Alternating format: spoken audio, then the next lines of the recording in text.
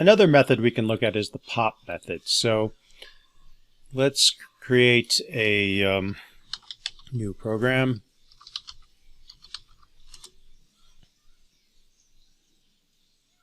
And let's see, we'll grab our sample phone book we've been using and start off with that. And what we're going to do is say item is equal to phonebook.pop.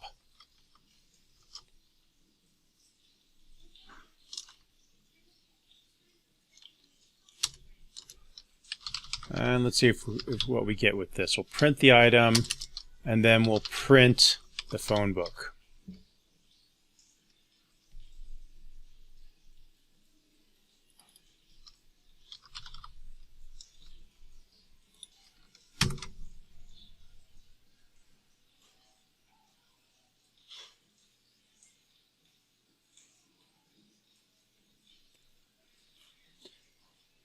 And we do have to provide an argument here. So we have to tell it what we want to remove. So let's vote Cecil off the island.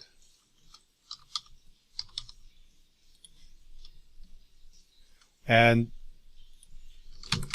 run that.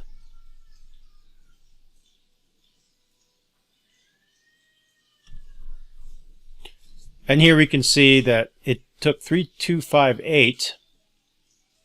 So it returned the value for Cecil, and then we can display it. We displayed it here, and then notice that Cecil is no longer in the dictionary. So what pop does is it actually removes an element from the dictionary, but it also returns that item so that you can use it. And often this might be, possibly an example of this might be more like this. We have emails is equal to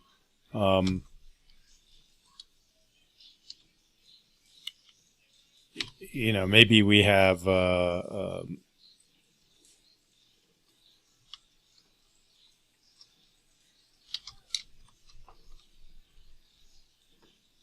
there could even be a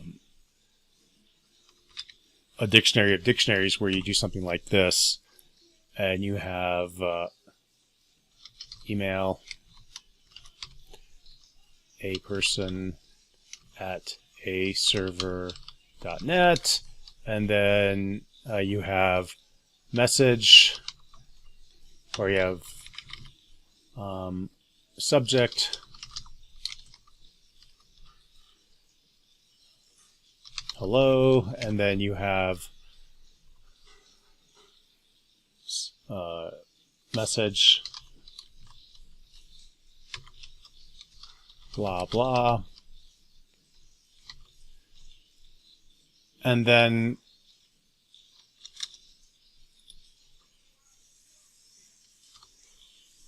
we have several of these. So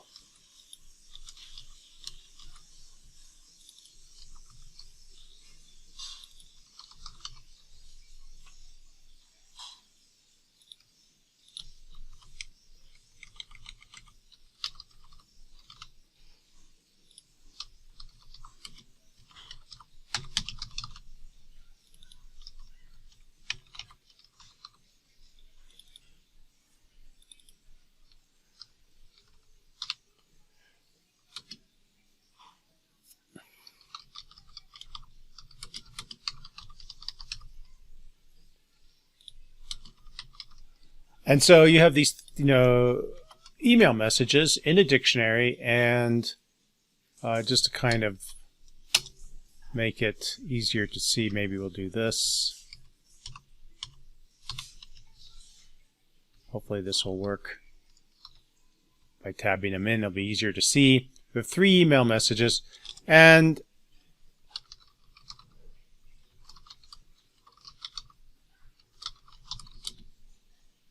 you would do something like this.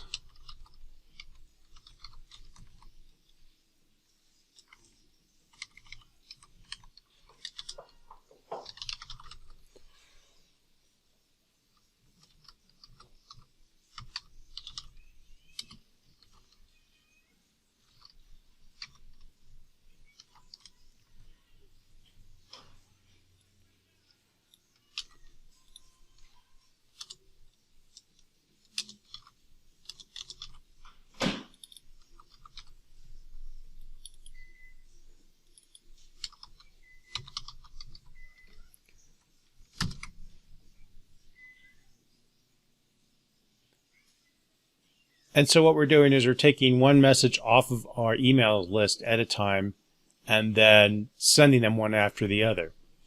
And you can see here, oh, let's see, we have a problem. I misspelled this. Let's try that again.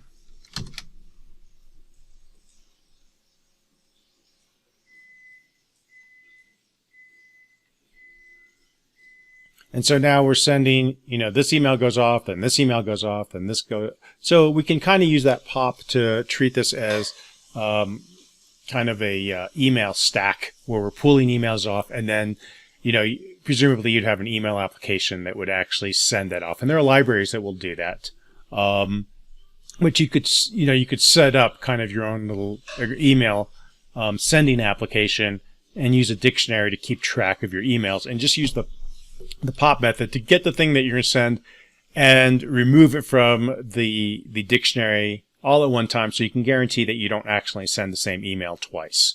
So that would be one potential use of this pop method. Now there's another method that's available. It's called pop item. And notice with the pop method, we had to provide a key. Pop item allows us to actually do this without using a key. And it kind of just grabs the next available item off of the dictionary. Now the order isn't predictable because it depends on what order the dictionaries don't really have an order. And so if you're not really concerned about what order these things are being pulled off, it will work. And notice it grabbed 3 first, then it went to 2, then it went to 1. So it kind of grabbed it off from the end. But this is another way of getting it. And notice that it returns it to you as a tuple plus where you have the key and the value. And so this could be useful if you needed the key for some reason. You do need, if you wanted just the email, then you would have to index that out. The key is at index 0, and then the item itself is, the value itself is an item 1. But that can be, for our email demo, that kind of makes sense. You don't really care when this goes out necessarily, just want them all to go out eventually. Let's say that you're using this to send emails at the end of the day from a web server. You would accumulate all these emails and then you would send them out once per day so you don't spam people. And then that would allow you to do that. And in fact, maybe what you do is, you pull them off, and this allows you to consolidate emails because, this might be an email address, and then all the messages would just keep concatenating onto the same message, so they would get one message. So there's a lot of neat things you can do with these methods. Thank you.